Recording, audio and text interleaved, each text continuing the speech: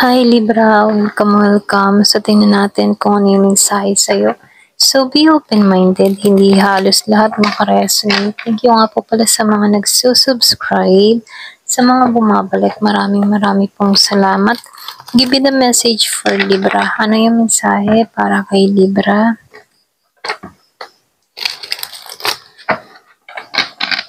Give me the message for Libra. Ano yung mensahe para kay Libra?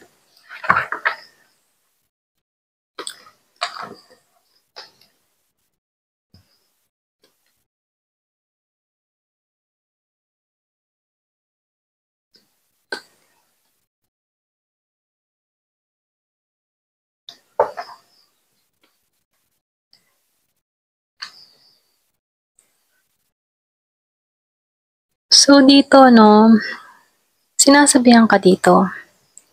Meron dito magbubukasan na oportunidad sa'yo. Pwedeng sa larangan ng pag-ibig, trabaho, or sa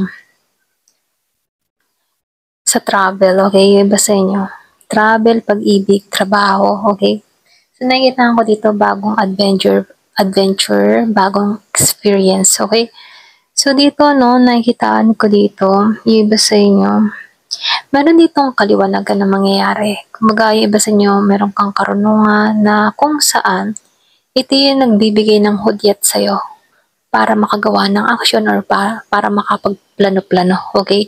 So, lumalabas ito, likas kang matalino, meron kang mga idea na pumapasok sa kaisipan mo na kung saan pwedeng umunlad ito, okay? Kung meron kang mga ideas, meron kang gustong gawin, meron kang pinaplano, ito na yung time para umaksyon ka rito.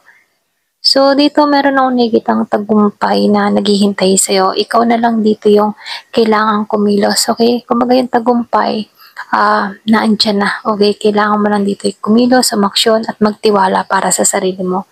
So, lumalabas din dito, no, yung iba sa inyo, matatagpuan mo dito yung kapayapaan mo. Kung ikaw yung tipo ng tao na naghahanap ka ng kapayapaan para sa sarili mo, so parating to. Patuloy yung paglago ng mangyayari at magaganap sa'yo, lalo-lalo na din sa finance mo, no? Sa kaperahan mo, okay? Kung meron kang mga trabaho or kung meron kang mga ginagawa dito, nakikitaan ko dito na patuloy itong uunlad, okay? So, yung nakikitaan ko rin dito, yung iba sa inyo, may promotion na mangyayari kasi dito, magiging stable ka pagdating sa kaperahan mo, sa finance mo. Yung hindi mo na kailangan mangutang, manghiram, mga ganyan, ano. So, lumalabas dito, pagdating sa kaperahan mo, magiging stable ka dito, okay?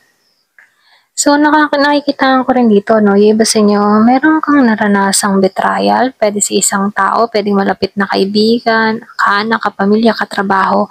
So, lumalabas dito, merong betrayal na nangyari at naganap sa inyo, okay? So, lumalabas din dito, meron akong nakikitang Gemini, Libra, and Aquarius, kung meron kang kadiling na ganitong tao, katrabaho, okay? So, lumalabas merong betrayal na nangyari or naganap sa inyo, okay? So, dito, lumalabas din dito, meron kang iniintay, yung iba sa inyo meron kang iniintay na tawag, mensahe, or pwede rin sabihin meron kang iniintay na tao. Okay? Pwede yung iba sa inyo nasa LDR situation, iniintay mo to, gusto mo magkita kayo. So, nakikita ko dito, meron ditong pahiwating na may pagkikita na mangyayari at magaganap dito. Okay? So, nakikita ko rin dito bagong simula dun sa iba. Kung ikaw yung tipo ng tao naghahanap ng bagong simula, parating to. So, lumalabas din dito yung kapahingahan, ano? Kung ikaw ay yung tipo ng tao na sobrang stress ka na, maraming gumugulo sa isipan mo, hindi mo na alam kung paano ba matatapos ang lahat ng problema mo, yung iba sa inyo parating na yung kapahingahan mo, okay? Kumbaga makakapag-relax ka na, matatanggalan mo na yung stress, mga alalahanin or mga isipin na sumisiksik sa kaisipan mo, matatapos na to. So dito, no, meron kang laban, okay? Meron kang pinaglalaban or meron kang inilalaban sa buhay mo. So meron ka dito, pwede meron kang kaaway or pwedeng lumalaban ka sa hamon ng buhay. Yung ganun ba? Kumbaga meron kang sariling laban na hanggang ngayon, nagiging ka pa rin matibay sa laban na to. Kung ano man yung mga isipin mo, problema mo, or kung meron kang tao dito na nagbibigay ng pahirap sa sitwasyon mo, sinasabihan ka dito, magpakatatag ka, no? Kasi kaya mo to. So, lumalabas din dito, yung iba sa inyo, matured kang tao. Kaya mong lampasan to. Kumbaga, marami ka ng mga pinagdaanan sa buhay kung bakit naging kang matured dito, kung bakit patuloy kang lumalago, okay? So dito, gamitin mo tong mga kakayahan mo kasi nakikita ko dito malalampasan mo tong battle, okay? Itong mga sakripisyo, hirap, or pwede rin itong problemang dumarating sa buhay mo, okay?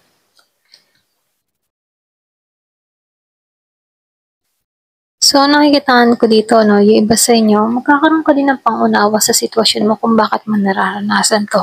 Kasi dito, lumalabas na meron kang gantimpalang marireceive dito, okay?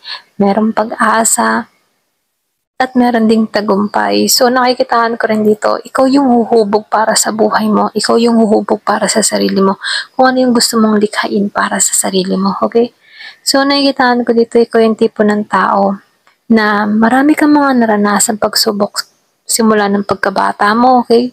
So, nakikita ko dito, hindi naging madali ang iyong mga, um, yung paglalakbay mo. Hindi naging madali. Marami kang mga pinagdaanan sa buhay. Pwedeng naranasan mo yung hirap na sitwasyon. Or pwedeng ang dami mong mga bigat na pasanin, responsibilidad. Pwedeng ikaw yung tipo ng tao na breadwinner, mga ganun, no? So, bata pa lamang, natuto ka na, okay? Pwedeng iba sa inyo, bata pa lang, matured ka na. Ayan.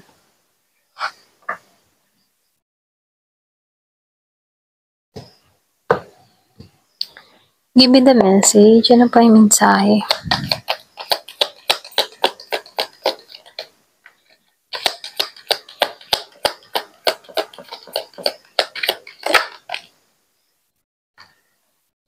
So, meron ka ditong family matters. Yung iba sa inyo, problema ang pamilya. Pwede meron kang mga inaasikaso para sa pamilya, or pwede rin meron kang mga binubuo, meron kang pangarap para sa pamilya. Mga ganun, no?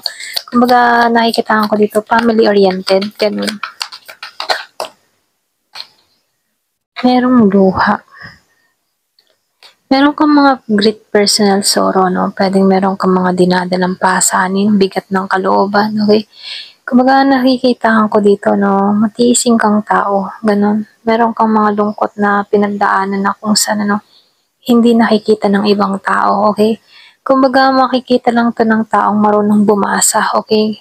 So, nakikita ko dito, ikaw, hindi mababaka sa'yo na meron kang mga mabibigat na pinagdaanan, pwedeng magaling ka magtago ng iyong nararamdaman.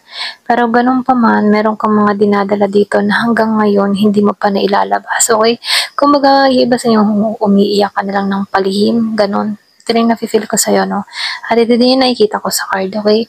So, lumalabas ito, umiiyak ka ng palihim, hindi mo pinaririnig. Pwedeng ikaw yung tipo ng tao na kapag umiiyak, talagang kulang na lamang ay takpan ng bibig, okay, para hindi marinig ng mga kasama mo sa bahay, okay? So, nakikita ko dito, ikaw yung tipo ng tao na warrior, okay? Kasi, andun yung pagtitiis mo, andun yung tapang mo, andun yung iyong paglaban sa sarili mong damdamin dito, okay? Ganun. Ito din nakikita ko sa'yo.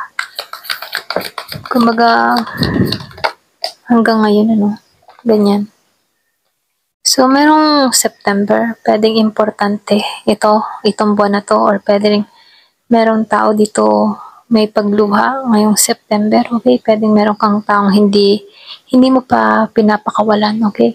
Or merong alaala na bumabagabag sa kaisipan mo, okay? Pwedeng meron kang involved na tao pinanganak noong September. So, meron kang regalong marireceive dito, no?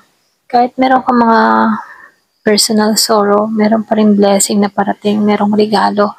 Ayan, kaya dito sinasabihan ka dito kahit nakakaranas ka ng lungkot, mga alalahanin, matatapos din yan.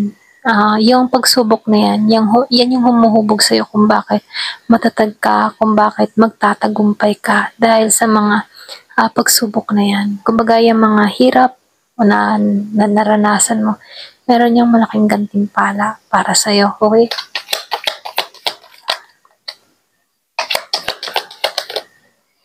So, yung iba naman sa inyo, merong tao dito kang kaaway, pwedeng against sa'yo. Meron ditong tao na gusto kang mabahala, mag-isip, may stress, okay? Pwedeng iba sa inyo, ito yung pinaglalaban mo, ito yung laban mo, okay? Pwedeng meron kang nilalaban ng spiritual attack, okay? Or pwedeng hanggang ngayon, nagtitiis ka sa laban na ganito. Pwede ito yung nagpapasakit or nagpapahirap sa sitwasyon mo. Ayan. So, yung iba hindi halos lahat. So, dito, no, merong trabahong parating dun sa iba. Pwedeng magiging busy ka sa susunod na mga araw, buwan, kasi meron ditong trabaho na naghihintay sa'yo. So, merong taong nag-iisip sa'yo sa malayo. Pwedeng importanteng tao to, kaibigan, biglang nawalan kayo ng contact, bigla kang iniisip nito. Gano'n, kinakamusta ka or kinakamusta ka niya sa isip niya. Kamusta na kaya yung friend ko? Ano na kayang balita sa kanya? Mga gano'n, no? So, meron ditong tao na malapit sa puso mo na bigla kang naiisip, okay? Give me the message. Ano pa yung mensahe? So, meron ditong solid foundation, success. Okay, sinasabihan ko dito, magtatagumpay ka sa lahat ng ginagawa mo. Okay, kung ano man yung tinatrabaho mo, meron ditong pagtatagumpay na mangyayari sa'yo. Ayan, hanggang dito na lamang po. Thank you for watching. Love and peace.